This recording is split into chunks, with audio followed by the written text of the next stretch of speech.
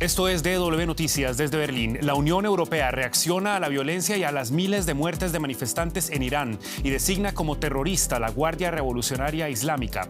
La medida implica congelamiento de recursos financieros, la prohibición de cooperaciones y relaciones contractuales y acciones legales por parte de los aliados europeos. Estos son nuestros titulares. La inclusión de la Guardia Revolucionaria en la lista de organizaciones terroristas se produce en plena escalada de tensiones en la región.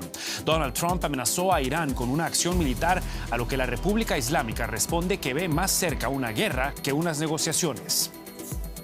Además, Estados Unidos y Venezuela continúan haciendo concesiones que afianzan lo que parece ser una nueva era entre ambos países.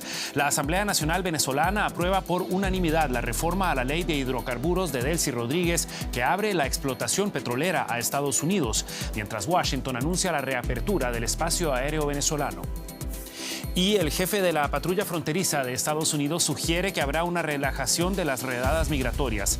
Tom Homan afirma que se trabaja en reducir las operaciones de los 3.000 agentes federales presentes en Minneapolis tras semanas de manifestaciones y resistencia civil.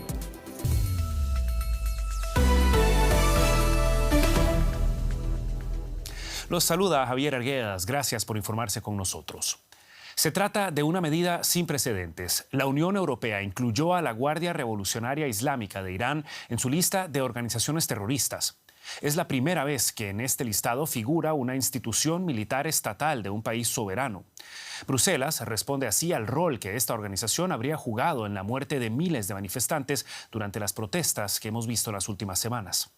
La fuerza paramilitar de élite depende directamente del líder supremo iraní y es vista como una pieza clave para mantener su poder.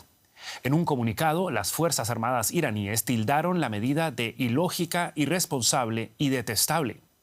Antes de la votación, la jefa diplomática de la Unión Europea, Kaja Kallas, explicó la decisión. En Irán, la terrible represión contra los manifestantes ha tenido un alto coste humano. La Unión Europea ya tiene en vigor sanciones de gran alcance y hoy los ministros han acordado designar a la Guardia Revolucionaria de Irán como organización terrorista. Esto la pone al mismo nivel que Estado Islámico, Hamas, Hezbollah y Al-Qaeda. Quienes actúan mediante el terror deben ser tratados como terroristas.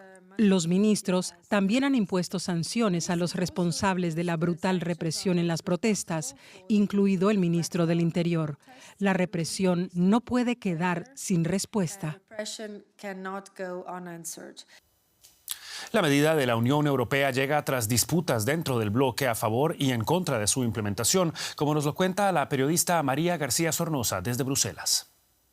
Sí, una decisión que se ha precipitado en las últimas horas debido al cambio de postura de países como España o Francia, que de alguna forma eran más reacios porque temían las consecuencias que esto pudiera tener sobre sus nacionales en el país o sobre cerrar canales de comunicación con Irán. También una victoria diplomática para Alemania, que había empujado y mucho para que saliera adelante. La medida contempla congelar los activos de la Guardia Revolucionaria, que comenzará a engrosar la lista de organizaciones terroristas de la Unión Europea junto a Hamas o Al-Qaeda. Sin embargo, su gran valor es el múltiple mensaje que envía, eleva la presión sobre el régimen iraní y también envía una señal clara de apoyo al pueblo persa, que está sufriendo una brutal represión. Los ayatolás ya advierten de que habrá consecuencias devastadoras para la Unión Europea. Hoy de este Consejo de Asuntos Exteriores en Bruselas también sale un recado a Donald Trump, que incrementa sus amenazas de atacar Irán.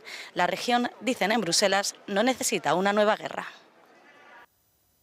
Y no solo vemos esta escalada diplomática de la Unión Europea, Estados Unidos también ha estado aumentando la presión sobre Irán. El presidente estadounidense Donald Trump advirtió a la República Islámica sobre el riesgo de una intervención militar si no aprueba un nuevo acuerdo nuclear. El mandatario estadounidense afirmó que está reuniendo un enorme poderío militar en la región y que una próxima ofensiva contra Irán sería mucho peor que los ataques perpetrados contra instalaciones nucleares iraníes el año pasado. Luciano Zácara es analista político de Medio Oriente y el Golfo. Nos acompaña a esta hora desde Doha. Señor Zácara, muy buenas noches. Gracias por estar con nosotros. No es la primera ocasión en que vemos retórica belicista y amenazas cruzadas entre Estados Unidos e Irán. ¿Qué es diferente esta vez? Bueno, diferente es que ya hubo un ataque estadounidense en junio que cuando había o parecía que había un momento de distensión en el cual había iniciado conversaciones en Omán entre Estados Unidos e Irán y entre Irán y algunos países de la Unión Europea, finalmente se decantó por la operación militar que en realidad inició Israel y que Estados Unidos siguió. Por lo tanto, ante esta retórica belicista que estamos viendo ahora y con la acumulación de material militar en la región del Golfo, es muy difícil pensar de que no pueda haber una nueva incursión militar, sobre todo teniendo en cuenta que Trump está pensando en repetir algo parecido a lo que pasó en Venezuela y haciendo alarde de lo que ya destruyó en junio, sobre todo desde el punto de vista de las instalaciones nucleares y misilísticas. Eso es lo que ha cambiado y sobre todo que evidentemente desde el punto de vista militar Irán ha quedado bastante más tocado regionalmente y quizá incluso internamente por sobre todo las protestas que ha habido en las últimas semanas. Usted hablaba del caso de Venezuela como antecedente. Quizá Trump advierte que sus acciones militares serán peores que las perpetradas contra instalaciones nucleares iraníes en junio del año pasado. ¿Se sabe ante qué tipo de ataque podríamos estar esta vez? No, esa es la pregunta del millón, si en realidad es un ataque que está previsto para destruir la mayor cantidad de infraestructura posible, si es un ataque dirigido específicamente con un determinado grupo de personas muy pequeño, principalmente Jamenei. La fuerza militar que ha acumulado es bastante importante, pero en el ataque anterior había dos grupos de portaaviones, el Nimitz y bueno, no recuerdo el otro en este momento. En este caso hay un solo portaaviones. Lo cierto es que se han distribuido más materiales en los países vecinos para defensa. No está muy claro cuál es el objetivo, no está muy claro con qué cantidad de recursos Estados Unidos está dispuesto a involucrarse en Irak. Por lo tanto, sin saber eso es muy difícil estar 100% seguro si esto en realidad es el preludio de una operación militar o es simplemente ejercer la máxima presión posible a Irán para que se sienten a negociar algo. El problema es negociar qué. Trump ha dicho que ha destruido casi todo desde el punto de vista de las instalaciones nucleares. Entonces, ¿qué podría negociar Irán que ya no esté destruido? ¿Qué podría renunciar Irán que ya no haya renunciado de facto? ¿Y qué es lo que le está Trump ofreciendo a Irán? Hasta ahora no hemos escuchado absolutamente ninguna propuesta. En el acuerdo nuclear del 2013-2015 había una propuesta como contrapartida para la renuncia iraní de determinadas cosas. Ahora no vemos ninguna oferta, no vemos ninguna zanahoria, solo vemos un palo. Sin embargo, hay esfuerzos diplomáticos que parecen estar en curso. Irán parece estar intentando evitar esa acción militar estadounidense con conversaciones en Turquía, país que acoge una mediación de carácter urgente. Usted ya bien nos recordaba que la última vez que Irán se sentó a negociar con Washington fue bombardeado por Estados Unidos. ¿Ve usted que haya espacio realmente para la diplomacia en este caso? Sigue habiendo espacio para la diplomacia. Irán continúa repitiendo que ha habido, bueno, lo ha dicho Araghchi recién, que hay contactos indirectos, no directos, que nunca se han cerrado las puertas, pero que negociar con una flota acercándose a la frontera y con el discurso tan belicista de Trump, es muy difícil pensar que Irán se siente incondicionalmente a hablar acerca de nada. Pero lo interesante o lo importante entender aquí es que cualquier país, no solo Irán, cualquier élite política que gobierne un país de una manera autoritaria, como lo está haciendo la élite política y militar y clerical iraní, lo que quiere es mantenerse en el poder. Por lo tanto, una guerra a larga escala sería bastante complicado para la élite política mantenerse en el poder. Por lo tanto, serían más propensos a negociar algo que los permitiera mantenerse en el poder. ¿Qué es lo que presupongo Trump quiere? Trump no quiere eliminar la República Islámica, quiere tener alguien con quien negociar. Y para eso una estructura tendría que sobrevivir y que no pase lo mismo que pasó en Irak, que Trump lo repite una y otra vez, ha sido un error y no quiere repetir ese error de Estados Unidos. Escuchábamos el análisis de Luciano Zácara ante la escalada de tensiones entre Estados Unidos e Irán. Señor Zácara, muchísimas gracias. Hasta una próxima ocasión. Muchas gracias a ustedes. Y un escenario muy distinto que vemos más bien entre Estados Unidos y Venezuela. El presidente estadounidense Donald Trump anunció que ordenó la reapertura del espacio aéreo venezolano y la rehabilitación de los vuelos comerciales tras una conversación con la presidenta encargada Delcy Rodríguez. Por razones de seguridad, las aerolíneas habían suspendido el tránsito aéreo en la zona tras una advertencia de la Administración Federal de Aviación de Estados Unidos a finales de noviembre, a la que se sumó el pedido de Trump de considerar el espacio aéreo de Venezuela cerrado en su totalidad. Semanas después, la operación militar Relámpago terminó con la captura de Nicolás Maduro el 3 de enero. American Airlines anunció que reactivará sus vuelos al país suramericano tras haberlos suspendido en 2019. La periodista Elizabeth Hostos da seguimiento para nosotros desde Caracas al descongelamiento en las relaciones entre Venezuela y Estados Unidos. ¿Qué tal, Elizabeth? Un gusto saludarte. ¿Qué detalles se conocen sobre el impacto de esta medida de reabrir el espacio aéreo y lo que significa para los ciudadanos dentro y fuera de Venezuela? Sí, un saludo especial para ti, Javier. Sí, en efecto, es una noticia positiva la renovación de los vuelos directos entre Estados Unidos y Venezuela. No se sabe mucho al respecto sobre los detalles de la medida, pero en Venezuela se espera que Donald Trump revise su orden de restricción de emisión de visados nuevos a venezolanos quienes quieran aspirar a visas de turismo y de negocios, las visas B1 y B2, suspendidos desde el año pasado. También se quiere saber si se elimina la restricción al ingreso de venezolanos quienes tienen familiares con parol, con TPS, y también si se elimina el tema de las fianzas impuestas a los venezolanos que por vía excepcional puedan obtener una visa B1 y B2. Estas fianzas oscilan entre 5 y 15 mil dólares, Javier. Es realmente una noticia en desarrollo y genera mucha expectativa, por supuesto, en Venezuela. Seguiremos desde luego pendientes, todo ello mientras la Asamblea Nacional, controlada por el chavismo, aprobó la reforma de la Ley Orgánica de Hidrocarburos que incentiva la inversión privada y sobre todo extranjera en el sector petrolero del país. Elizabeth, ¿cómo se enmarca esta medida en las declaraciones de la Casa Blanca según las cuales Estados Unidos va a controlar los ingresos petroleros de Venezuela?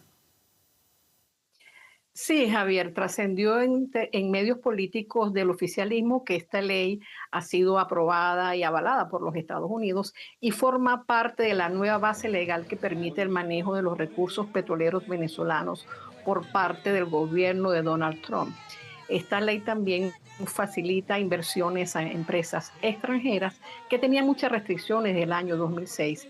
También hay beneficios fiscales para los posibles inversores y se elimina el pago de impuestos municipales y aportes al sistema de pensión venezolano a las empresas internacionales. Pareciera que es un acuerdo bastante favorable a las empresas estadounidenses quienes podrían estar en Venezuela en las próximas semanas, Javier.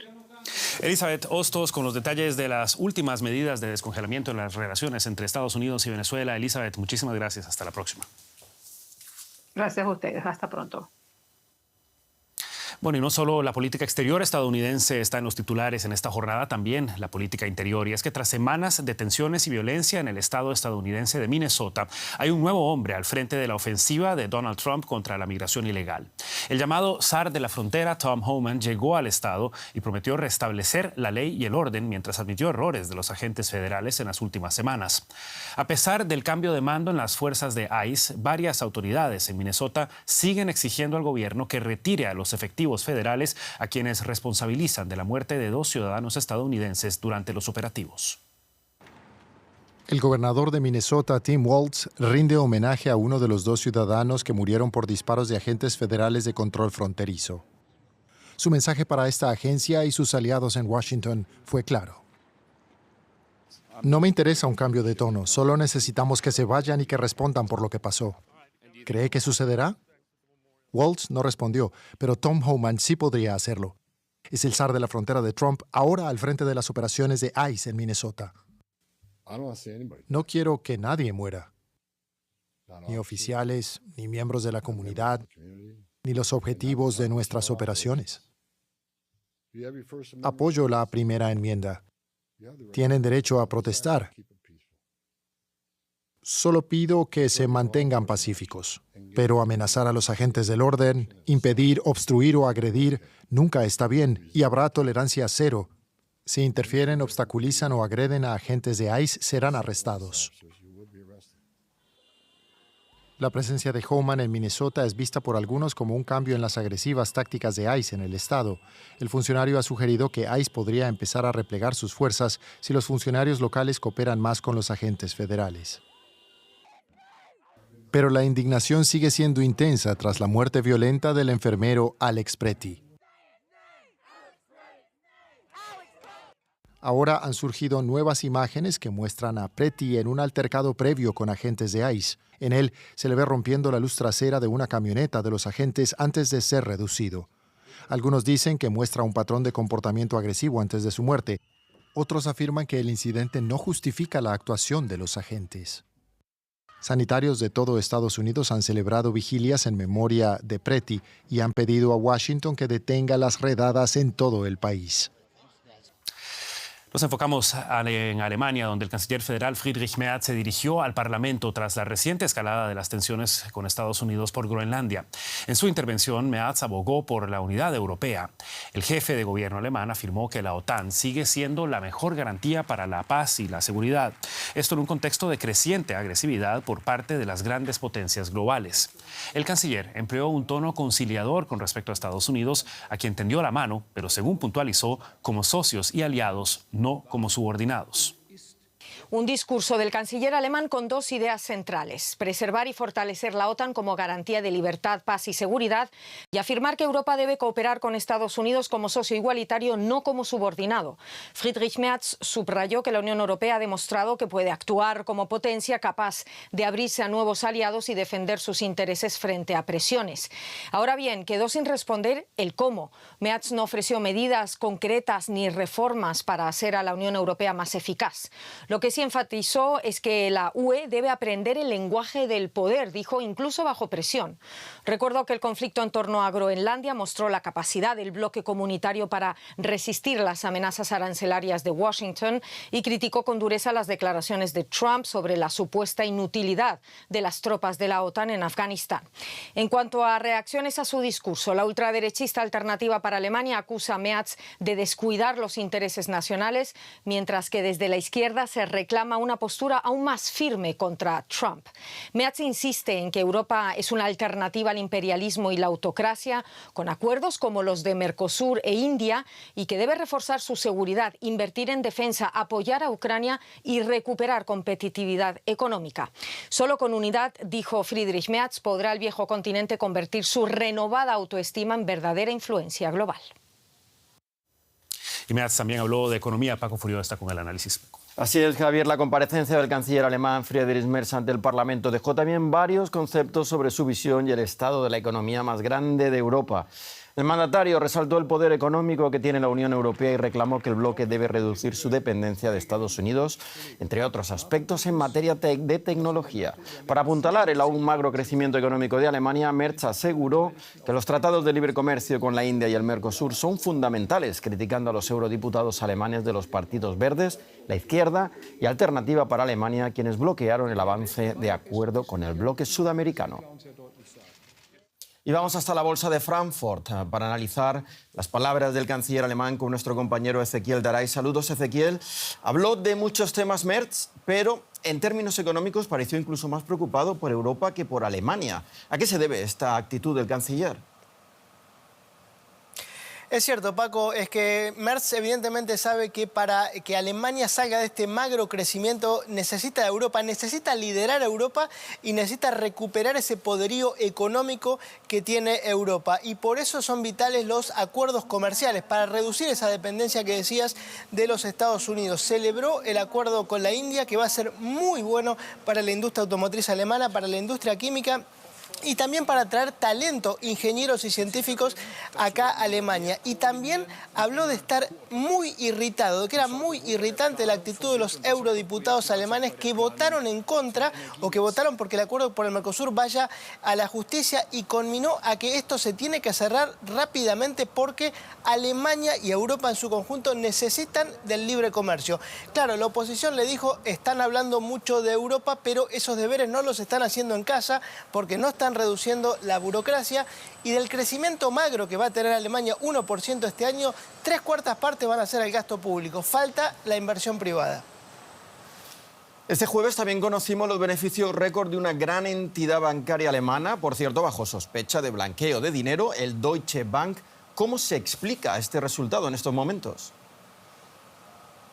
Bueno, una semana tremenda para el Deutsche Bank, 9.700 millones de euros antes de impuestos. Es 84% mayor el beneficio que el del año pasado. Ellos lo explican por el sistema Hausbank, que le ofrece créditos y soluciones a los hogares, y las inversiones que han hecho alrededor del mundo, también porque han hecho una gran reestructuración. Y bueno, lo que anunciaron es recompra de acciones y mayor reparto de dividendos. Para los accionistas esto es música en sus oídos.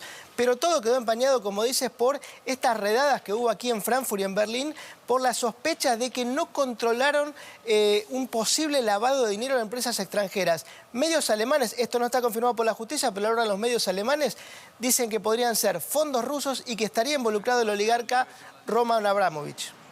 Gracias, Ezequiel, desde Frankfurt. Y el precio del oro supera un récord tras otro. Las razones son múltiples: guerras y tensiones geopolíticas, la impredecible política del presidente estadounidense Trump, la debilidad del dólar y la incertidumbre que todo ello genera en los mercados financieros. En esta situación no solo florece la venta de oro, sino también la compra. Ahora o nunca, piensan, seguro, quienes convierten su oro en dinero. Aquí en Shanghái, la gente hace cola ante una máquina que ayuda a conseguirlo. Se introduce el oro y se obtiene el dinero. Era un recuerdo de mi abuelo y cuando lo compró no era de una marca conocida. Además, yo no estaba segura de su estado, así que vine a esta máquina para reciclarlo y comprobar su calidad. Nunca imaginé que el precio del oro subiría tanto, así que esto es una oportunidad. Solo traje algunas joyas que ya no uso. Con los precios del oro tan altos, es el momento perfecto para vender. También es tiempo de comprar. Los elevados precios del oro no desaniman a los interesados en adquirirlo, como sucede aquí en uno de los negocios más célebres de la capital india, Nueva Delhi. Los indios están habituados a comprar mucho oro para sus celebraciones. Llevo oro desde que me casé. Recientemente compré una cadena de 35 gramos y hoy he venido a comprar un anillo. Me encanta comprar oro.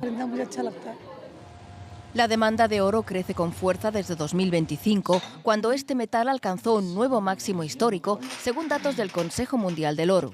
En tiempos de crisis, el oro está considerado un puerto seguro y sus precios superan un récord tras otro. En 2026 ya se ha encarecido un 30%. El oro y la plata son metales de referencia, inversiones seguras cuyo precio tiende a subir cuando las crisis geopolíticas se agravan.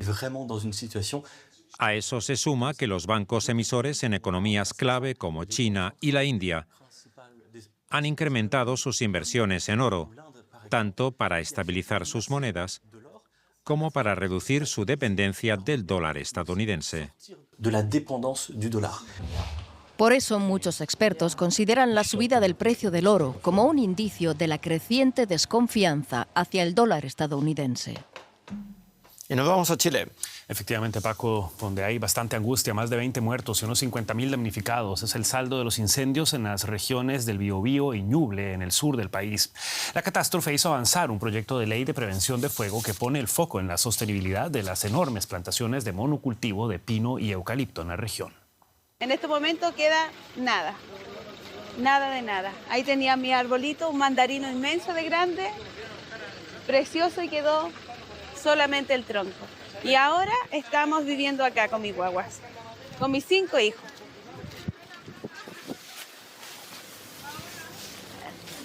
Acá estamos. En una capa. Esta es nuestra realidad ahora. Apenas 2 semanas después de los devastadores incendios forestales en Penco y Lirquén, en la región del Biobío, esta es la realidad de miles de familias. Y nosotros perdimos todo, no quedó nada. Y a pesar igual, los trabajos, porque yo trabajaba en Punteparra también se quemó y quedamos sin trabajo, sin nada. Gracias a la ayuda desde diferentes fuentes, actualmente no hay escasez de comida, agua o ropa. pero nadie sabe cuándo volverán a tener un techo sobre sus cabezas. Bueno, lo único que pedimos que el gobierno lo levante luego a las casitas, eso es lo que más queremos, porque no vamos a estar viviendo así en una carpa toda la vida y sin agua, solamente agüita en las botellas, sin luz. Y mientras las labores de limpieza están en pleno apogeo, las acusaciones de la población hacia el Estado y las empresas forestales de ser responsable de esta catástrofe son cada vez más fuertes. Para mí y para nuestra organización, los principales responsables son el Estado y las empresas forestales. Pueden culpar a una o dos personas, pero nos parece una falta de respeto. No es posible que tengamos 300 kilómetros de plantación de pinos y eucaliptus sin tener ni siquiera una detención. No puede ser que no tengamos algún tipo de zona de interfaz. No puede ser que yo en mi casa a media cuadra tenga una plantación gigantesca, ¿no? Y nadie dice nada de parte de las posibilidades preventivas, porque esto podría haberse prevenido y lo sabemos. Esteban Krause, director regional de la Corporación Nacional Forestal, lo niega rotundamente. Para él está claro que hay muchos responsables. La comunidad, las empresas, el sector público, los municipios. Tiene que haber una prevención un poco de mediano y largo plazo y de mayor permanencia en el tiempo. Lo que hay que ir tomando más en consideración es cómo vamos modificando algunos temas relacionados, por ejemplo, en la interfase urbana-rural, donde la población se va acercando a los bosques o los bosques se van acercando a la población. Tras los devastadores incendios forestales y la gran presión ejercida por la población y parte de la clase política, el Senado aprobó finalmente el proyecto de ley de incendios después de que estaba 2 años sin avances en el trámite legislativo. El proyecto establece un nuevo marco regulatorio para la prevención y mitigación de incendios forestales, incorporando figuras como las zonas de interfaz urbano-rural y las zonas de amortiguación, donde se imponen obligaciones concretas a los propietarios, como la construcción de cortafuegos y el manejo de la vegetación. Y hasta aquí esta edición de DW Noticias. Quedan al día con la actualidad internacional. Los acompañó Javier Arguedas junto a todo el equipo que trabaja para ustedes aquí en Berlín. Gracias y hasta la próxima. Que la pasen bien.